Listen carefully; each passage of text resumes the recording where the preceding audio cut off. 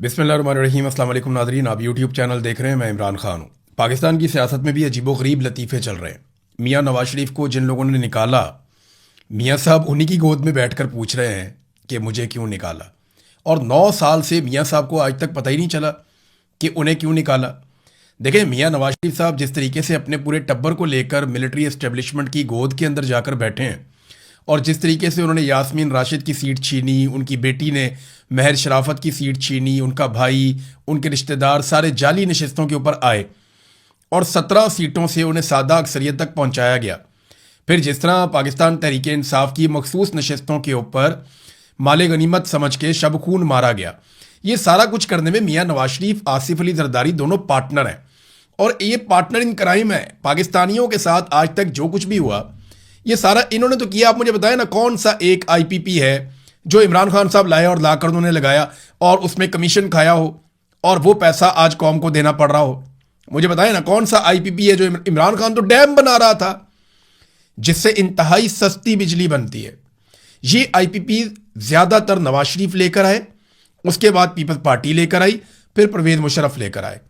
तो ये तीनों मिलकर इस तरह के रेंटल पावर मंसूबे लेकर आए या आईपीपीज लेकर आए जिन्होंने कौम की जड़ों को खोखला कर दिया। आज पाकिस्तानी वफाकी वजीर के कहने के मुताबिक जो 100 रुपया देता है बिजली के बिल में, उसमें 75 रुपए इनके किए किराए का देता है, यानी कैपेसिटी पेमेंट्स का देता है 75 रुपए। कैपेसिटी पेमेंट वो पेमेंट है जो बिजली आपने खरीदी नहीं, बनाने वाले ने बनाई नहीं, लेकिन उसके पैसे आपने दे दिए। मिसाल के तौर पे एक मिस्त्री आता है और वो आपको आकर कहता है कि जनाब मेरी कैपेसिटी है कि मैं ये दीवार आपकी 3 दिन में बना दूंगा और मैं आपसे 10,000 रुपये लूंगा। 3 दिन के बाद जो है वो दीवार 75% बनी नहीं और वो आपसे 10,000 रुपये मांग रहा है।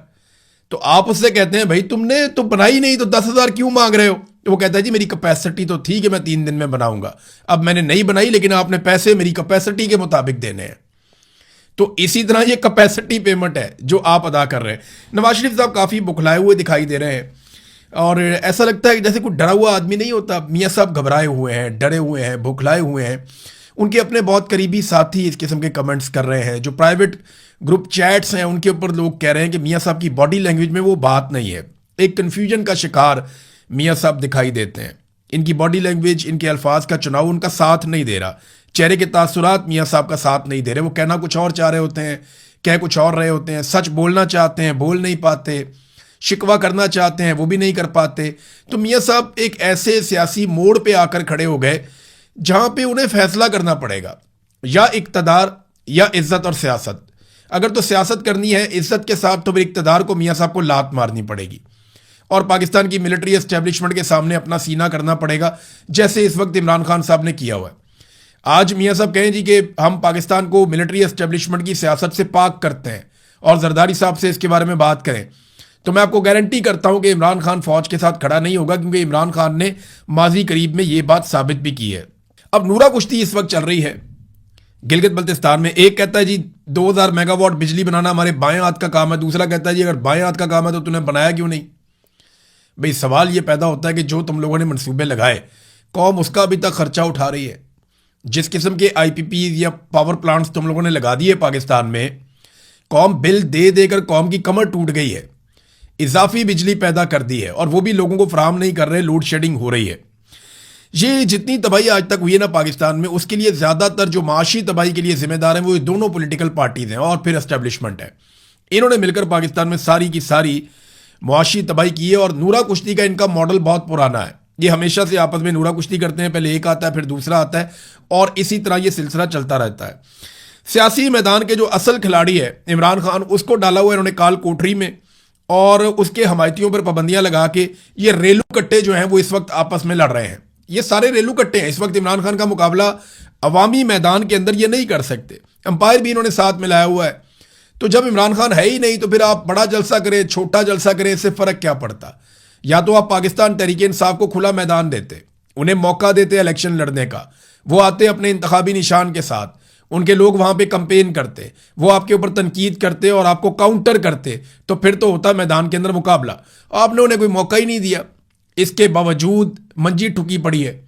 इसके बावजूद एस्टेब्लिशमेंट और हुकूमत परेशान है कि हमने गिलगित बल्तिस्तान में हुकूमत बनानी कैसे है। कश्मीर से भी नादरीन खबरें कोई अच्छी नहीं आ रही, लेकिन एक चीज़ कश्मीर से मुझे पता चली है कि कश्मीर में जो एस्टेब्लिशमेंट के नुमाइंदे काम कर रहे हैं, उन्होंने जो मुज़ाकराती कमेटी की हुकूमती साइड है उनसे ये कहा कि आप 12 के बजाय 6 सीटें कर लें। यानी अगर आप हमें 6 सीटें कश्मीर के बाहर से दे दें तो बाकी हम कश्मीर के अंदर से मैनेज करके अपनी हुकूमत बनाने में कामयाब हो जाएंगे, वरना पाकिस्तान तरीके इंसाफ का रास्ता रोकना मुमकिन नहीं है। यानी वो कह रहे हैं कि इतनी धांधली हम कर लेंगे, फॉर्म 47 इतने जारी कर लेंगे, दूर दराज के इलाके हैं, कुछ ऐसे हल्के हैं जहां पे हम इलेक्शन को मैनिपुलेट कर सकते हैं, लिहाजा हमें अब मौका दें, 6 सीटें कम से कम हमें चाहिए होंगी बाहर से। अब हुकूमत इस बात पर राजी होना शुरू हो गई है कि जनाब हम सीटों की तादाद कम कर देते हैं। ये वो महाजरीन की सीटें हैं जिनकी बुनियाद के ऊपर मिलिट्री एस्टेब्लिशमेंट कश्मीर के अंदर हमेशा से अपनी कठपुतली हुकूमत कायम करती आई है और इस मरतबा भी अपनी हुकूमत कायम करना चाहती है। तो ये 12 सीटें उनके लिए बहुत ज़रूरी है, क्योंकि कश्मीर में इतने बड़े पैमाने पर धांधली करना आसान या मुमकिन नहीं होगा। हाँ, अब ये कहा जा रहा है कि जनाब सीटें कम कर ले, हमें अगर 6 भी मिल जाए ना तो ओवरऑल भी 6 कम हो जाएंगी। यानी अगर आप इसको फर्ज करें 50 हैं तो आप 6 कम करेंगे तो ओवरऑल भी तो नंबर कम हो जाएगा ना। तो अगर आप 6 भी हमें दे दें तो बाकी हम मैनेज कर लेंगे कश्मीर में से। तो हुकूमत इस बात के ऊपर कुछ हद तक राजी हुई है, ये खबरें चली हैं सोर्सेज से। लेकिन देखें कर क्या रही है पाकिस्तान की एस्टेब्लिशमेंट। पाकिस्तान की एस्टेब्लिशमेंट इस वक्त गिलगित बल्तिस्तान और कश्मीर को फतह कर रही है, और जहां पे इन्हें फतह करना था वहां क्या हो रहा है ये देखें। भारत पाकिस्तान का पानी फतह कर रहा है। भारत में एक तजवीज़ आई थी, अब उसके ऊपर काम हो रहा है और प्रैक्टिकली काम हो रहा है। ये मनसूबा 2029 में मुकम्मल हो जाएगा। अभी इसका पोल खोल दिया है हिमाचल प्रदेश के गवर्नर ने भी। वो कर ये रहे हैं कि दरियाए चनाब जो पाकिस्तान का पानी है, देखें जो सिंध तास मुआहदा था उसके मुताबिक 3 दरिया हमारे थे, 3 दरिया इंडिया के थे। हमारे दरिया कौन से थे? हमारे दरिया थे चनाब, सिंध और जेलम, जबकि इंडिया के थे सतलुज, ब्यास और रावी। अब हुआ ये कि इंडिया आहिस्ता आहिस्ता पाकिस्तान के पानियों पे कब्जा करता गया। उसने डैम्स बनाए, परवेज मुशर्रफ नहीं रोक सका, उसके बाद कोई और हुकूमत नहीं रोक सकी। तो इंडिया हमारे पानियों पे डैम बनाता रहा, हमारे पानियों के ऊपर रुकावटें खड़ी करता रहा और वहाँ पे मंसूबे बनाता रहा और आहिस्ता आहिस्ता पाकिस्तान को बंजर करने की साजिश पे अमल करता रहा। अब दरियाए चनाब जो एक बहुत बड़ा जरिया है पंजाब में ज़मीनों को सैराब करने का, हमारे बहुत सारे अजला ऐसे हैं जो खुश्क हो जाएंगे अगर इन्होंने कहीं चनाब और इसका पानी रोक दिया, चनाब का पानी कहीं बदल दिया। तो दरियाए चनाब से ये पानी निकालकर दरियाए ब्यास में मुंतकिल करने जा रहे हैं इंडियन सरजमीन के ऊपर। और ये सारा काम वो करने जा रहे हैं एक ज़ेरे ज़मीन वाटर वे के ज़रिए से। कोई टनल बनाएंगे, सुरंग बनाएंगे और उसके ऊपर काम हो भी रहा है। कोई 9 किलोमीटर का इसका फासला बताया जा रहा है कि यहाँ से पानी को दरियाए चनाब से निकालेंगे और लाखों क्यूसिक पानी यहाँ से शिफ्ट कर देंगे, मिलियंस ऑफ क्यूसिक्स पानी यहाँ पे शिफ्ट कर देंगे दरियाए चनाब से निकालकर दरिया ब्यास में। और फिर पाकिस्तानी जो है वो प्यासे रहेंगे, पाकिस्तानी ज़मीनें बंजर होंगी। और ये प्रैक्टिकली इसको कर रहे हैं। 2029 में इन्होंने इसको मुकम्मल कर लेना है। इंडिया नहीं, उसका दावा है। अब एस्टेब्लिशमेंट की तवज्जो यहाँ होनी चाहिए थी। वो आज़ाद कश्मीर और गिलगित बल्तिस्तान की हुकूमतें फतह करने पर लगे हुए हैं। ठीक है, जिसकी जो तरजीहात हैं उसको वो मिल जाएगा। इंडिया इस वक्त पानी हासिल करना चाहता है, हमारी एस्टेब्लिशमेंट हुकूमत हासिल करना चाहती है। ये डिक्टेटर जब भी मुसल्लत होते हैं ना नाजरीन, तो इनके साथ जो लोग टाउट्स बन जाते हैं या जो लोग इनके सहूलतकार बन जाते हैं या जो लोग इनको सपोर्ट फराम करते हैं, पॉलिटिकल लोग, उन्हें हर चीज़ की माफ़ी होती है। मिसाल के तौर पे यहाँ पे जियो न्यूज़ जो इस वक्त हुकूमत का बहुत पसंदीदा न्यूज़ चैनल है, जियो ने खबर दी है और उन्होंने कहा जनाब कि हमने कोशिश की RTI के ज़रिए राइट टू इंफॉर्मेशन, ये पाकिस्तान के अंदर भी एक कानून है, इंडिया में भी है, पूरी दुनिया में है कि आप लिख कर जवाब मांग सकते हैं। वो कहते हैं जी हम कोशिश करते हैं मरीम नवाज़ के बारे में जवाबात मांगने की कि कौन से ट्रिप पे कितने बंदे गए और किस खाते में गए, हमें तफसीलात दी जाए। तो हमें कहीं से पंजाब हुकूमत कोई तफसीलात देती नहीं है। यानी ये आइन को और कानून को नहीं मानते, ये बताते ही नहीं है। मरीम नवाज़ को 100 खून माफ़ हैं, बिलावल को और आसिफा को 100 खून माफ़ है, नवाज शरीफ यास्मीन राशिद की सीट पर चौड़े होकर बैठे हुए हैं, शहबाज शरीफ और उसके बच्चों को सब माफ़ है, फजलुर रहमान और उनकी फैमिली को सब माफ़ है, जमात इस्लामी की सत्ते खैरा हैं और MQM हमेशा हर डिक्टेटर के साथ मिल जाती है। जब भी कभी डिक्टेटरशिप का दौर आता है तो MQM हमेशा तरक्की करती है, आगे बढ़ती है। जब भी कभी जमहूरी अदवार आते हैं तो MQM स्क्वीज होती है, हमेशा सुकड़ जाती है। जब भी कभी जमहूरी अदवार आते हैं, जमहूरी अदवार में MQM के लिए जगह बहुत कम होती है हमेशा। इमरान खान साहब की बहनों को एक मरतबा फिर इमरान खान साहब से नहीं मिलने दिया गया, वो गए दोबारा से, वहाँ पर वज़ीर आला खैबर पख्तूनख्वा भी गए। लेकिन मुलाकात नहीं हुई। अब तो ये एक तरह की हाजिरी बनती जा रही है। देखें, बहनें तो जाती हैं, उनका जाना बनता है। जिस दिन वो नहीं जाएंगी उस दिन कह दिया जाएगा जनाब कि हम तो आज मिलवाना चाह रहे थे, उसकी बहनें ही मिलने नहीं आई। और जब वो नहीं जाएंगी तो खबरें भी ये चलाई जाएंगी इमरान खान को उसके खानदान ने भी तनहा छोड़ दिया, आज उसके साथ कोई नहीं रहा, उसकी बहनें भी मिलने नहीं आई। मुझे पता नहीं खबरें चलाई जाएंगी, तो बहनों को तो जाना ही है। सुहेल अफरीदी साहब भी वहाँ पे चले जाते हैं, वहाँ जाके बैठते हैं, तो ये हाजिरी लगाने वाला ही मामला है। देखिए, मुलाकात तब तक नहीं होनी या एस्टेब्लिशमेंट पे प्रेशर तब तक नहीं डलना जब तक कि आप लाखों नौजवानों को इकट्ठा नहीं करेंगे। सुहेल अफरीदी साहब के बारे में हर वीलॉग में मैं एक बात कहता हूं, मेरा कोई उनसे कोई झगड़ा नहीं है, लेकिन देखिए उनके पास एक मौका था, उनके पास एक शानदार मौका था, एक लोगों के अंदर एनर्जी आई थी, लोगों ने तवक्को बांध ली थी उनसे, वो लाखों नौजवानों को इकट्ठा करके सबके मुंह बंद कर सकते थे और वो एस्टेब्लिशमेंट को उस जगह पे ला सकते थे जहां पे एस्टेब्लिशमेंट उनके साथ खुद बैठकर बात करने पर और उनको इंसाफ देने पर राजी हो जाती कि ठीक है जी, हम बीच में से निकलते हैं। ये वो कर सकते थे, लेकिन वो इस रास्ते पे चले नहीं, बदकिस्मती से, और उन्होंने एक कदम भी नहीं बढ़ाया जो इमरान खान साहब ने स्ट्रीट मूवमेंट का कहा था, उस तरफ वो नहीं बढ़े। बहरहाल सुहेल अफरीदी ने एक स्टेटमेंट दिया बजट के हवाले से, उन्होंने धरने की धमकी दे दी है कि जनाब हम धरना देंगे। देखिए, अभी वो वजीर आला है खैबर पख्तूनख्वा के, अगर पार्लियामेंटेरियन जाके कौमी असम्बली के बाहर धरना भी दे देंगे तो क्या बजट रोक लेंगे? ये बजट तो पास हो जाएगा, आराम से पास हो जाएगा। पीपल्स पार्टी और PMLN ने बजट पास करना है, उन्होंने ताखीर क्यों की है? अभी बजट की डेट आगे लेकर चले गए। ताखीर इसलिए की है कि सारे के सारे फंसे हुए हैं गिलगित बल्तिस्तान के इलेक्शन में। वहां से इलेक्शन जब एस्टेब्लिशमेंट इनको जितवा देगी तो ये पहुंचेंगे वापस इस्लामाबाद, एस्टेब्लिशमेंट इनको इलेक्शन जितवाएगी और ये एस्टेब्लिशमेंट और IMF की मर्जी का बजट पास करवाएंगे पीपल्स पार्टी और PMLN मिलकर। यही सौदेबाजी है सियासत की, और इन्होंने हमेशा सौदेबाजी ही की है।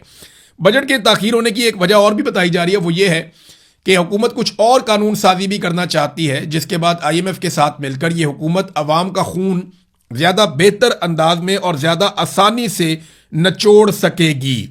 तो ये जनाब कुछ कानून साजियां करनी है, इस वजह से थोड़ी सी ताखीर भी हो गई है। अब आ जाए नादरीन कुछ बैनुल-अक़वामी खबरों की तरफ। तो यहां पे एक खबर फिर से हलचल मच गई है, क्योंकि ईरान ने मिसाइल और ड्रोन दाग दिए हैं 3 मुल्कों पर। एक इराक के कुछ इलाके हैं, वहां पे ड्रोन दागे गए हैं, और ये कुर्द इलाके हैं जहां पे उनकी एक आज़ादी की मूवमेंट भी चल रही है, और यहाँ पे इन्हीं एरियाज में कुछ अमेरिका का और इसराइल का इन्फ्लुएंस भी है। दूसरा, ईरान ने मिसाइल और ड्रोन जो दागे हैं आलमी मीडिया के मुताबिक वो कुवैत पर दागे हैं और बहरीन पर दागे हैं, और जो इंटरसेप्टर्स हैं वो इनको रोकने की लगातार कोशिश कर रहे हैं। बहुत सारे जो ईरानी हथियार हैं उनको हवा में तबाह किया जा रहा है, और ईरान ने पूरी एक लहर चलाई है मिसाइलों की और ड्रोन्स की इन 3 कंट्रीज की जानिब। ये हुआ क्यों? जनूबी ईरान का जजीरा कशम है, वहां पर धमाकों के बाद ये उसके रद्द अमल के तौर पे हुआ है। समुद्र में भी कुछ झड़पें हुई हैं, कुछ जहाज भी जो है उनको नुकसान पहुंचा, और उसके बाद फौरी तौर पे ईरान का रद्द अमल सामने आया। लेकिन ईरान ने अब तक का एक सबसे खौफनाक स्टेटमेंट दे दिया है। ये स्टेटमेंट उस नौयत का है जिस नौयत का स्टेटमेंट हम डोनाल्ड ट्रंप के मुंह से सुनते थे। ईरान की IRGC का बयान है ये, और रेवोल्यूशनरी गार्ड जो है उनका ये स्टेटमेंट है। वो ये कहते हैं मारो और भाग जाओ, हिट एंड रन। इसका दौर अब खत्म हो चुका है। किसी भी नई हमाकत का जवाब एक ऐसे जल्जले जैसे इबरतनाक और फैसला कुन रद्द अमल से दिया जाएगा जो तयशुदा कवानीन और हुदूद से कहीं आगे निकल जाएगा। हम खित्ते में तमाम जारहियत पसंदों के हेडक्वार्टर्स और मफादात को राख के ढेर में तब्दील करने में जरा भी हिचकिचाहट महसूस नहीं करेंगे। ये बड़ी खौफनाक धमकी है। यानी जब से ये लड़ाई चल रही है तब से लेकर अब तक ईरान ने जितनी धमकियां दी हैं, ये धमकी उनमें सबसे खतरनाक है। जल्जले जैसा रद्द अमल का मतलब यह है कि बहुत हैवी किस्म की बम्बारमेंट की वो बात कर रहे हैं, और जल्जला तभी आता है जब कोई आप एटमी धमाका करते हैं। वैसे ये सवाल बार बार लोग पूछते हैं कि ईरान की एटमी सलाहियत कहां तक है। देखिए, इसके बारे में अब कोई नहीं जानता। जब तक ईरान के साथ मुज़ाकरात हो रहे थे, जंग से पहले का वक्त था, तब तक सबको पता था कि ईरान का एटमी मवाद कहां पे है। जिस वक्त अमेरिका ने और ईरान ने 2025 में जून में बमबारी की ईरान के ऊपर, उसके बाद से लेकर मामला खराब होने शुरू हुए। ईरान ने दोबारा मुज़ाकरात शुरू किए, लेकिन फिर से उनके ऊपर बमबारी कर दी गई। तब से लेकर अब तक किसी ने ना उस यूरेनियम को देखा, ना उसकी मिकदार, ना वो कहां पड़ी है, ना वो किस हालत में है, उसके साथ क्या किया जा रहा है, गुज़िश्ता लगभग 1 साल से दुनिया नहीं जानती। और ईरान 60% यूरेनियम को अफसूदा कर चुका था। अब ईरान को सिर्फ चंद हफ्ते चाहिए, या आप 1 महीना लगा लें, कि ईरान इसी यूरेनियम से एटम बम बना सकता है, उसके अंदर यह सलाहियत है। इसको मजीद अगर वो यूरेनियम को अफसूदा कर लेता है तो वो उस लेवल तक पहुंच जाएगा जिसके बाद वो इसको एटमी मवाद में कन्वर्ट करके अपने मिसाइलों के साथ लॉन्च कर सकता है। तो क्या ईरान ने ये कर दिया? ये एक सवाल है, दुनिया के पास इसका जवाब नहीं है, क्योंकि आपने देखा ही नहीं है कि वो कहां गई। जो आलमी निगरानी का इदारा है IAEA, वो लोग तो बाखबर ही नहीं है, उनको पता ही नहीं है कि ये कहां गई ईरान की यूरेनियम और किस जगह पड़ी हुई है और उसके साथ अब क्या हो रहा है और वो किस हालत में है। ये अमेरिकन ने और अमेरिकी तजियाकारों ने, दिफाई तजियाकारों ने इस बात के बारे में बात भी की थी और उन्होंने कहा था कि हम अब नहीं जानते, हम एक अंधेरे में हैं इस यूरेनियम के हवाले से। तो ईरान का ये स्टेटमेंट जो है ये इतना सादा नहीं है। मार्को रूबियो ने इस जंग के बाद पहली मरतबा अमेरिकी सेनेट के सामने स्टेटमेंट दिया। एक तो बात उन्होंने गलत की, गलत बयानी का उन्होंने मुजाहरा किया। एक बात पे उन्होंने कहा जी कि ईरान में हमने हथियार फराहम नहीं किए और हम इसके खिलाफ हैं कि ईरान के रजीम को तब्दील करने के लिए वहां लोगों को हथियार दिए जाएं। मगर डोनाल्ड ट्रंप ने माजी करीब में खुद एक स्टेटमेंट दिया था जिसमें उन्होंने कहा था कि उन्होंने हथियार फराहम किए लेकिन वो काम नहीं हो सका, बल्कि उन्होंने कुर्दों से शिकवा भी किया कि हमने उन्हें हथियार दिए और उन्होंने उन हथियारों को उस मकसद के लिए इस्तेमाल नहीं किया। तो मैंने वो वीलॉग भी किया था कि डोनाल्ड ट्रंप के साथ प्रैंक हो गया, कुर्दों ने हथियार ले लिए अमेरिकन से लेकिन उन हथियारों को उस मकसद के लिए इस्तेमाल नहीं किया कि ईरान में रजीम तब्दील किया जाए। मार्को रूबियो ने कहा कि इसराइल को और अमेरिका को काफ़ी कामयाबी मिली है। और एक और बात जो उन्होंने की जो बहुत इंपॉर्टेंट है कि ईरान पर पाबंदियां आबना हुर्मुज के खुलने के बाद भी ख़त्म नहीं की जाएंगी। ये इंपॉर्टेंट है। अभी मुतालबा सबसे बड़ा यही है ना, एक तो आबना हुर्मुज को खोलो और दूसरा जो जौहरी मामला हैं उनके ऊपर हमारे साथ मुज़ाकरात करो। तो इसके बावजूद वो कह रहे हैं जी कि हम ईरान के ऊपर से पाबंदियां ख़त्म नहीं करेंगे। अगर ईरान ने जौहरी हथियार बना लिए तो वो शुमाली कोरिया की तरह हो जाएंगे, वो इसराइली रियासत को तबाह कर देंगे और आप उनके जौहरी हथियारों की वजह से उनका कुछ भी नहीं कर सकेंगे। ये बात तो ठीक है। देखें, शुमाली कोरिया एक कमज़ोर मुल्क था और उसके ऊपर भी हमला होना था और उसकी तबाही जो है वो पक्की थी कि उनको बहुत बुरी तरह मार पड़नी थी, लेकिन उन्होंने एटमी धमाका कर दिया। अब जब से उनके बाद एटम बम बना है उसके बाद से वो मिसाइल बनाते हैं तो उनका कोई कुछ बिगाड़ नहीं पा रहा। शुमाली कोरिया को बाहर से मारना, फौजी ताकत के जरिए ज़ेर कर लेना अब ये मुमकिन नहीं रहा। तो इसी तरह मार्को रूबियो कह रहे हैं कि अगर ईरान ने एटमी धमाके कर दिए या एटमी तजर्बा कर लिया तो उसके बाद जब चाहेगा वो इसराइल को तबाह कर देगा और खित्ते के अंदर जो बालादस्ती है वो अमेरिका की ख़त्म हो जाएगी। फिर ईरान के ऊपर अटैक करना कोई ऑप्शन नहीं रहेगा। तो नादरीन, ये स्टेटमेंट्स हैं और ये चीज़ें मैंने आपके सामने रखती हैं। अब तक के लिए इतना ही। अपना ख्याल रखिएगा, अपने इस चैनल का भी। अल्लाह हाफिज़।